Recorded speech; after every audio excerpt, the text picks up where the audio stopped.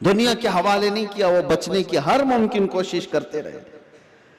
ایک بزرگ کے متعلق ہم نے پڑھا ہے، حضرت مشکی رحمت اللہ علیہ، عراق کے ایک بزرگ، لیکن وہ جوان شخص، مشکی غالباً عبداللہ کچھ نام تھا، بہت خوبصورت، دیکھنے میں بالکل ہینسم نوجوان، ایک کپڑے کی دکان پر کام کرتے تھے۔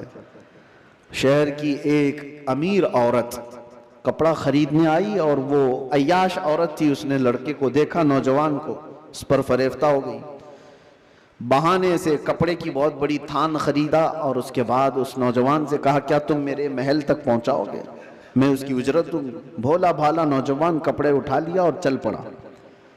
اس خاتون کے گھر جب پہنچے تو اس نے کپڑے کی وہ تھان اندر رکھوائی اور کمرے میں اسے بلا کر دروازے بند کر دیے، اور اس کے بعد اس نوجوان سے کہا کہ تو اب آزاد نہیں ہے، تو میرے پاس قید ہے، میں تجھے یہاں پر اس بہانے سے لے آئی ہوں، تجھے جو چاہیے وہ میں دے دوں گی، مال دولت جو بھی ہے، لیکن میری خواہشات پوری کر دیں۔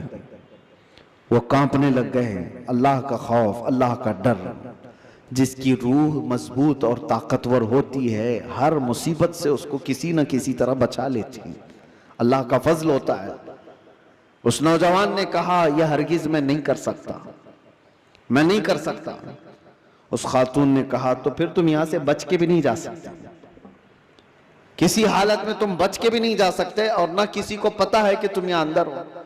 کل کو میں یہ الزام بھی لگا سکتی ہوں کہ تم نے میری عزت کو تار تار کیا ہے، اور تمہیں میں پھانسی کی سزا بھی دلا سکتی ہوں۔ اس نوجوان کی مجبوری دیکھیں کہ خاتون نے ایسے اس کے اوپر حاوی ہونے کی کوشش کی کہ کسی بھی طرح سے اس کو گناہ کی سرزمین پر دھکیل دے، لیکن یہ نوجوان ہے، اچانک نہ جانے دل و دماغ میں کیا خیال آیا، کہا کہ ٹھیک ہے، مجھے استنجا کرنا ہے، طہارت، ٹوائلٹ جانا ہے۔ اس نے کہا یہیں اندر ہی ہے، اندر تم فارغ ہو جاؤ۔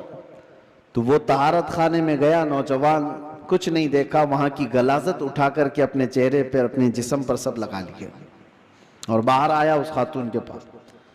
اس عورت نے دیکھا کہ بدبو اور یہ غلاظت یہ جسم پر، وہ چیخ مار کر دروازے کھولتی ہے کہ کوئی پاگل آیا، اس کو گھر سے نکالو، جلدی یہاں سے نکالو اس کو۔ تو سارے لوگوں نے پکڑ کر کے ان کو نکال دیا کہ پاگل نوجوان گھر کے اندر کیسے گھس آیا۔ ان کو اس کی نہیں پڑی تھی کہ مجھے لوگ پاگل کہیں، لوگ میری بدبو کو دیکھیں، لوگ مجھے غلاظت ملا ہوا شخص کہیں۔